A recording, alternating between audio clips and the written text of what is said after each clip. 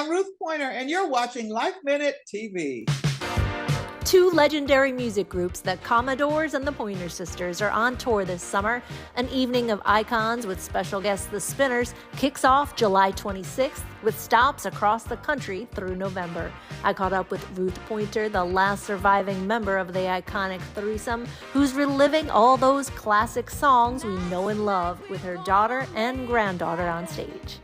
Well, it's the Pointer Sisters and the Spinners and the Commodores. It should be a lot of fun. Well, I haven't seen any of those guys in such a long time, and it'll be wonderful to see them. And, and just remember the times when those iconic songs were all over the airways, because it was definitely a very, very special moment in music. I'm so excited, and I just can't hide it. They're all fun songs, I'm so excited because it's just that song that just describes the group as far as I'm concerned. And it's kind of like our little anthem, when people say it, they kind of automatically think about us, and that was why we wrote it. We said, whenever they say that phrase, they're going to go, oh yeah, the Pointer Sisters in their mind, even if they don't say it, Yeah, and I do love performing Neutron Dance.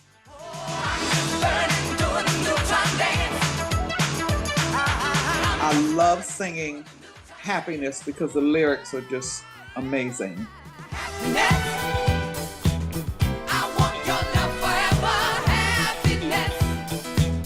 Someone brought to my attention a song that we recorded a few years ago by Stephen Stills, As I Come of Age, and the song just brought me to tears, because I don't have my sisters anymore, and that song was like, whew.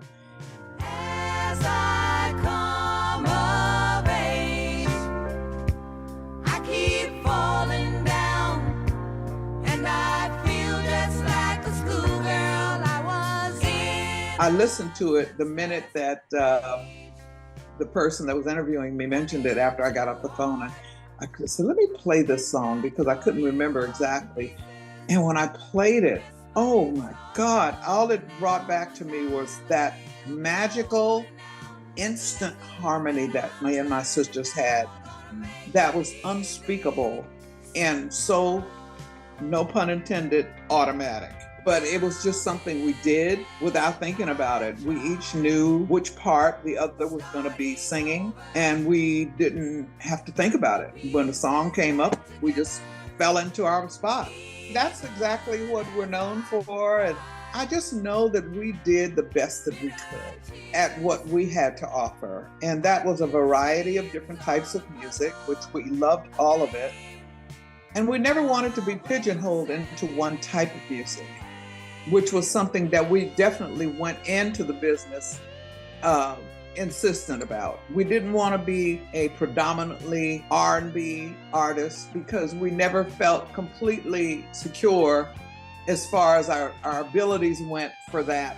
Even though we're Black artists, we didn't come from that kind of background. So we just wanted to be able to sing what we sang best, which was a touch of country, a touch of pop, a touch of blues, and a touch of R&B, but none of it specific because we just didn't feel that way. And so I hope that our legacy can be appreciated for the variety that we brought.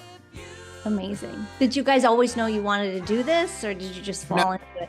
Oh, not at all. My sisters, Bonnie and June, were the real two who considered, maybe we can do something with this, and started, singing around in the San Francisco Bay Area together with different local people that, that was during the late 60s when, it was like a youth revolution going on, the Vietnam War and hippies, and it was a lot of changes. So they were caught right in that and just pulled me and Anita back into it. Jump for my love. Jump in and feel my touch.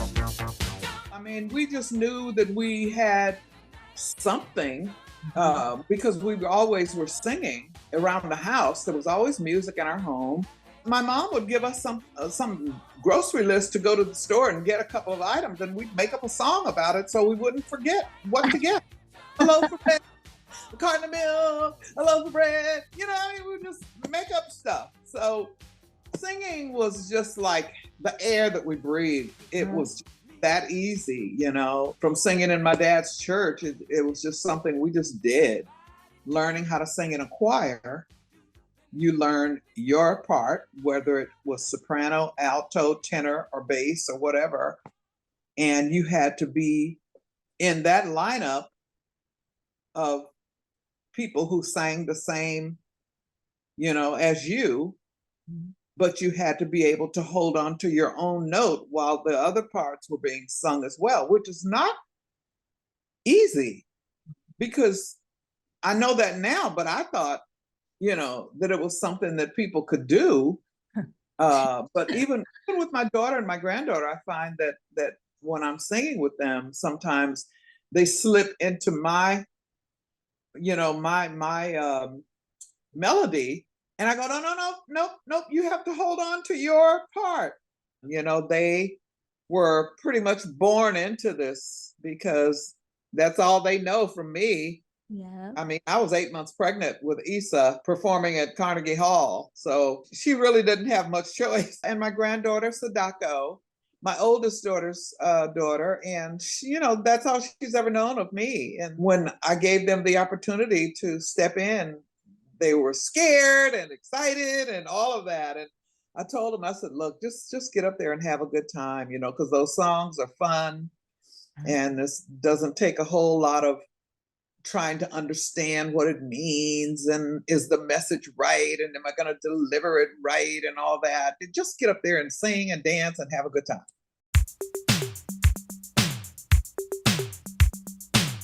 What is your proudest moment as an artist? Wow, that's a tough question because there have been so many. What about the first Grammy Award for Best Country Performance? At the time, we were so young and so new in the industry, we didn't even understand, I don't think, how much of an impact that was. Yeah. Because we were just caught up in the middle of what we were doing. We were on the road, we were recording, we were on the road, and it's like, oh, you got a Grammy. Oh, okay. No one really had time to sit back and sort of think, ooh, Grammy, country, first females, really? All of that came much later, those thoughts.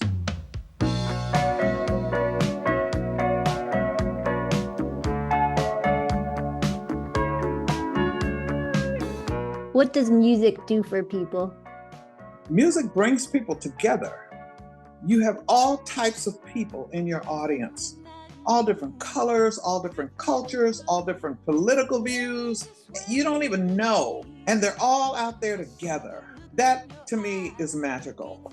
When I began to travel to other countries where people don't even speak English, we would get up on stage and sing our songs, and they would react. And I was like, wow, Asia, Europe. I'm like, you know, they don't even speak English, but they're dancing and they're singing. And it's amazing, you know? And I'm just enjoying the things that we've contributed to the industry. I think about it now, and I just sometimes say to myself, man, look at what you guys did. It's just a miracle. You know, because when you asked me earlier, did we think we were going to, you know, go in this direction in our lives? And I didn't. My sisters may have had other thoughts, but never in my life did I think this was going to be my life. You know, a lot of hard knocks, but a lot of great rewards. And I don't have any regrets, you know.